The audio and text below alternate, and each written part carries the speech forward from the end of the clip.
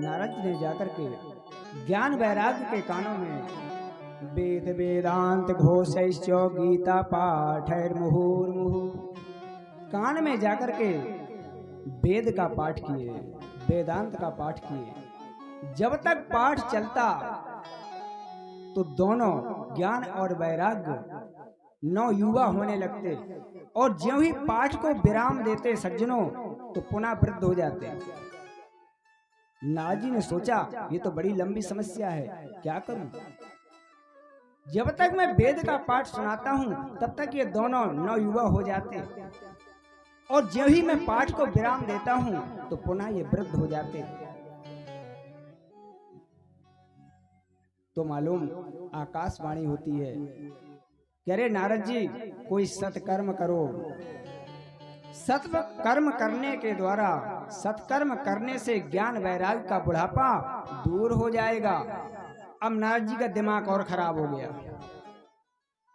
बोले आकाशवाणी कह रही है सत्कर्म करो, तो मैं वेद और वेदांत का पाठ किया, सुनाया, तो क्या ये सत्कर्म नहीं है?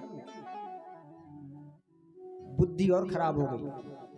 बोले माता जी अब इसके लिए थोड़ा हमें अन्य संतों के पास जाना पड़ेगा, आप यहीं ठहरो।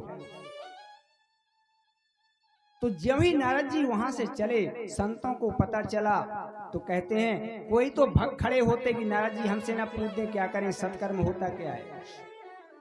कोई कह देता भैया हमारा मौन व्रत चल रहा है, हम बोलते नहीं है।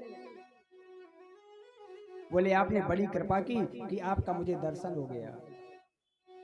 तो आप बताइए चारों भाई आज मुझे मिले हैं, मेरा बड़ा सद्भाग्य है, सनक सनंदन सनातन और सनत कुमार। बोले आप बताइए कि सत्कर्म है क्या? आकाशवाणी ने मुझे कहा कि सत्कर्म करो। तो मालूम सनकादिक ऋषियों ने कहा कि सत्कर्म सोच को नूनम ज्ञान यज्ञ स्मृतो बुधैः श्रीमद् भागवतालापा सातु गीता सुकादि भी। बोले सत्कर्म है ज्ञान यज्ञ, ज्ञान यज्ञ कोई और नहीं श्रीमद् भागवत की कथा। बोले ज्ञान यज्ञ करो जिससे ज्ञान और वैराग्य का बुढ़ापा दूर हो जाएगा। तो नारद जी ने कहा आप कहते हैं कि श्रीमद् भागवत की कथा सुनाओ, ज्ञान यज्ञ करो, सत्कर्म करो, तो मैंने वेद और वेदांत का पाठ किया, तो क्या वो सत्कर्म नहीं है? तो सनकादिक ऋषियों ने कहा कि देवर्षि नारद सभी वेद वेदांतों का सार जो है वो श्रीमद् भागवत है। जैसे आम का वृक्ष है, जड़ से लेकर के टहनी पर्यंत उसमें रस भरा होता है, लेकिन आप पत्ते खाओ मुख मीठा नहीं हो सकता, उसकी डालियां काटो खाओ मीठा नहीं हो सकता, लेकिन उससे जब फल प्राप्त होता है तो फल से मुख मीठा हो जाता है। जैसे गन्ना है, गन्ने में पूर्णतया शक्कर का स्वाद नहीं मिलता, इसलिए श्रीमद् भागवत कथा सभी वेद वेदांतों का सार है। ये अमृत रूपी फल है, रस रूपी फल है, इसका सेवन करना चाहिए। तो नारद जी ने कहा अब आपसे ज्यादा विद्वान मुझे कौन मिलेगा, तो आप ही कथा सुना दो ना। तो मालूम बदरी का आश्रम से थोड़ा नीचे आए, हरिद्वार के पास में, तो गंगा के किनारे एक बहुत सुंदर आनंद नामक तट था। वहां पर बढ़िया सुंदर गद्दी बनाई गई और गद्दी में चारों भाई आसीन हो गए। नारद जी श्रोता बन गए। सज्जनों संसार की पहली कथा है जिसमें वक्ता चार और श्रोता एक, नारद जी। कथा को प्रारंभ किया, संकल्प लिया नारद जी ने कि हे भक्ति माता आपके निमित्त श्रीमद् भागवत की कथा हो रही है, आप पुत्रों सहित यहाँ पधारें। आमंत्रण दे दिया। और ज्यों ही महाराज भृगु को पता चला कि श्रीमद् भागवत की कथा होने जा रही है, तो वो दौड़ दौड़ करके संत महात्माओं के आश्रमों में गए। चलो भैया कथा हो रही है, चलो भैया कथा हो रही है। भृगु, वशिष्ठ, च्यवन, पराशर, अंगिरा, विश्वामित्र सभी लोग कथा सुनने के लिए वहां एकत्रित हो गए। यहां तक कि वेद वेदांत की ऋचाएं मूर्तिमान होकर के कथा सुनने के लिए आई। गंगा आदि नदियां मूर्तिमान होकर के कथा सुनने के लिए प्रकट हो गई कि सदा सेव्या श्रीमद् भागवती कथा यस्याः स्मरण मात्रेण हरिश्चित्तम समाश्रेत। ये कथा कैसी है? सदा सेव्या, हमेशा इसका सेवन करना चाहिए, हमेशा करना चाहिए, हमेशा इसको सुनना चाहिए। ज्यों ही वहां कथा प्रारंभ हुई सज्जनों, तो उसी समय भक्ति माता अपने ज्ञान और वैराग्य को लेकर के प्रकट हो गई। बोले भक्ति महारानी की जय हो, ज्ञान वैराग्य की जय हो।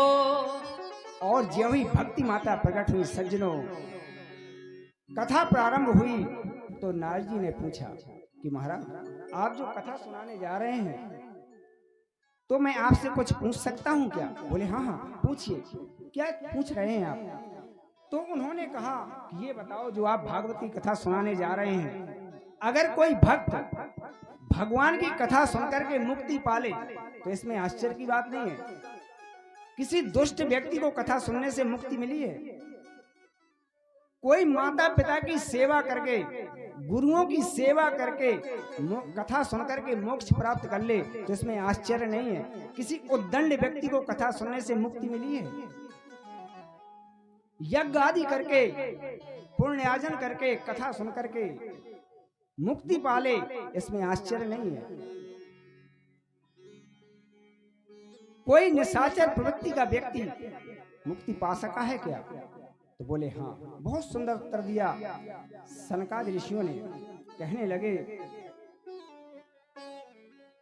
कि जिसने आजीवन पाप किया हो, ये मानवा पाप कृतस्तु सर्वदा सदा दुराचार रता विमार्गगाः क्रोधाग्निदग्धा कुटिलाश्च कामिना सप्ताह यज्ञेन कलौ पुनन्ति ते।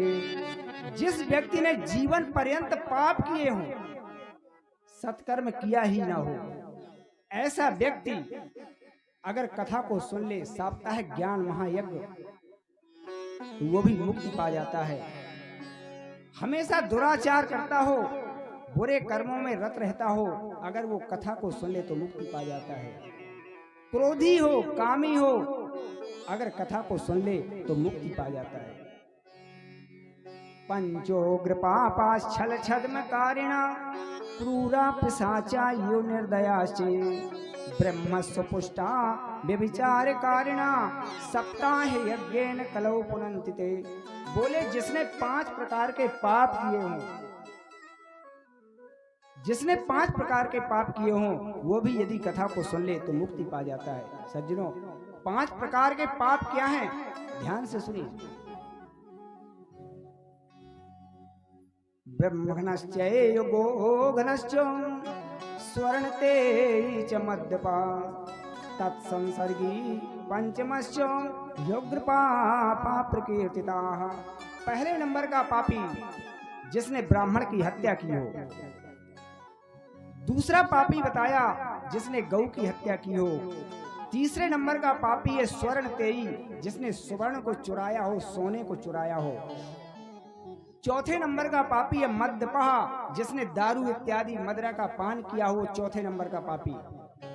लेकिन सज्जनों, 5वां पापी बड़ा विलक्षण है, तत्संसर्गी पंचमश्च, जिसने इन चारों का संग किया वो 5वें नंबर का पापी होता है। तो जिसने इस 5 प्रकार के पाप किए हैं, यदि वो भी कथा को सुन ले तो मुक्ति पा